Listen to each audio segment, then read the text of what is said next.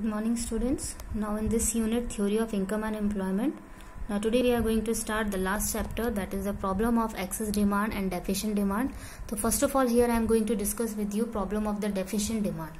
So understand the meaning of the deficient demand. In the literal way, deficient demand is the situation when the aggregate demand is lesser than the aggregate supply, or maybe the excess of the aggregate supply over the aggregate demand at the full employment level in the economy is called excess supply or deficient demand. Or definition it's written, it refers to the situation when AD is short of AS corresponding to full employment in the economy. Okay, that means this is the situation when the aggregate supply is more as compared to the demand. That means unwanted stock is there in the economy, underemployment is there in the economy, resources are not fully utilized, that's why they are not able to demand. So supply is more as compared to the demand. So here we are going to discuss the problem of the deficient demand. Deficient demand gives rise to a deflationary gap which causes a fall in the price level, and this is also called deflation. So it is the difference between the actual level of aggregate demand and the level of aggregate demand which is required to establish the full employment equilibrium. So it is equal to the difference between AD at a full employment and AD at a underemployment situation. So here with the red pen also I have written, in this situation output reduces. When output reduces, it leads to the reduction in the income, and ultimately it leads to the reduction in the employment also. Now let's discuss with this diagram.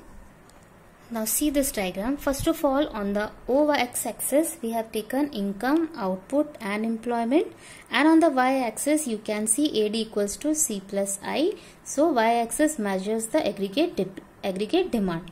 Now OY curve you can see, OY is the full employment level of OY is the full employment level of output and income which is determined at a point E where AD curve intersect 45 degree line.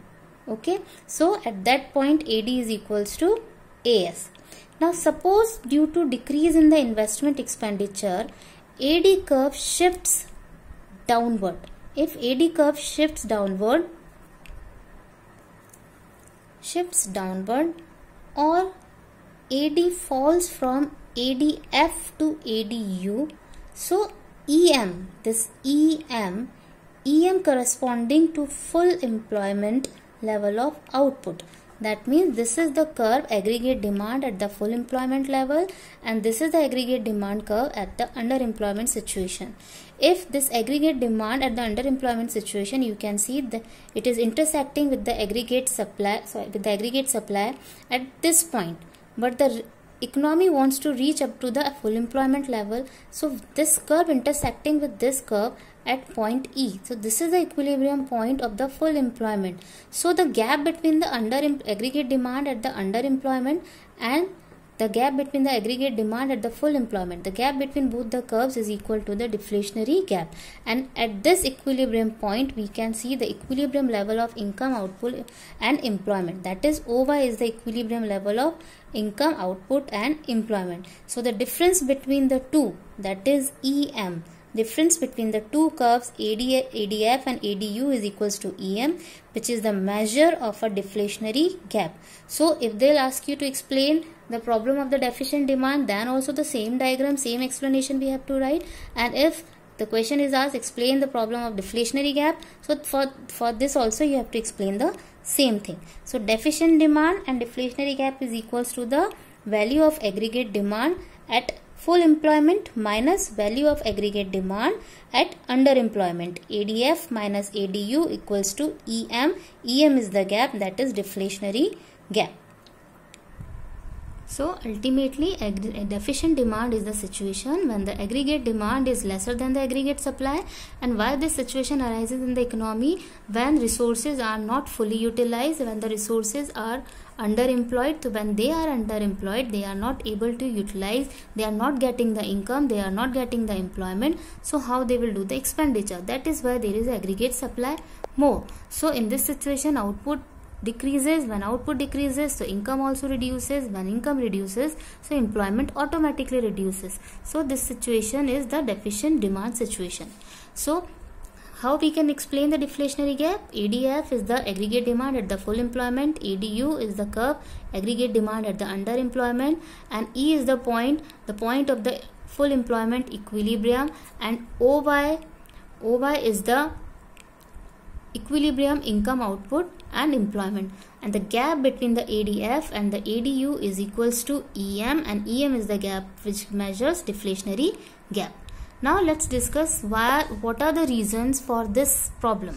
First of all, consumption expenditure decreases. That means decrease in the household consumption expenditure due to fall in propensity to consume or rise in the propensity to save. That means aggregate supply can be increased and the demand can be less by the one reason, when consumers will start savings more and they start consuming less. That means propensity to consume will fall and the propensity to save will increase.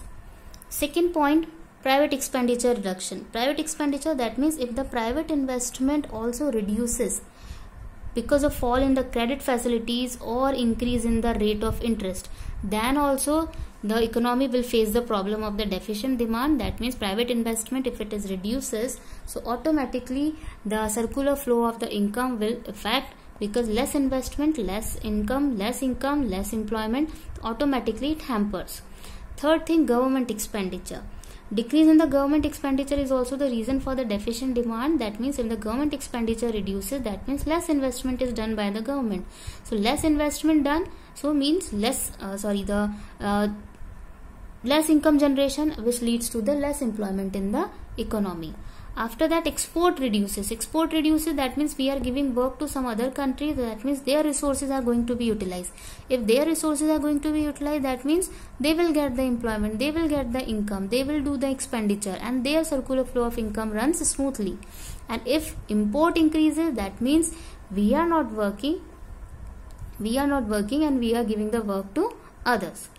Last one is the taxes. So taxes if increases, so our personal disposable income reduces, because the major part of the income we are paying in the income tax. So when the tax increases, we are having less disposable income. Less disposable income means less expenditure, or less expenditure ultimately leads to the less investment. Now, what will be the impact of deficient demand on the economy? First of all, it affects on output and employment. How it will affect to the output and employment? Like, because of the deficient demand, there will be increase in the inventory stock. As I said, supply is more, demand is less. Demand is less, that means people are not purchasing, they are underutilized, they are not getting the employment. So unwanted stock is there in the economy. So it will force the producers to plan lesser production, and due to fall in the planned output, there will be involuntary unemployment in the economy. Or in other words, we can say that deficient demand causes the economy's income, output and employment to decline, which pushes the economy into underemployment equilibrium, because circular flow of income automatically आपका reduce हो जाएगा. Second, effect on the general price level. Yeah, deficient demand causes a fall in the general price level. The reason behind, because unwanted stock is there, and just to clear out that stock, producers try to reduce the prices. So this is the situation of your deficient demand. Now tomorrow we will discuss the problem of the excess demand.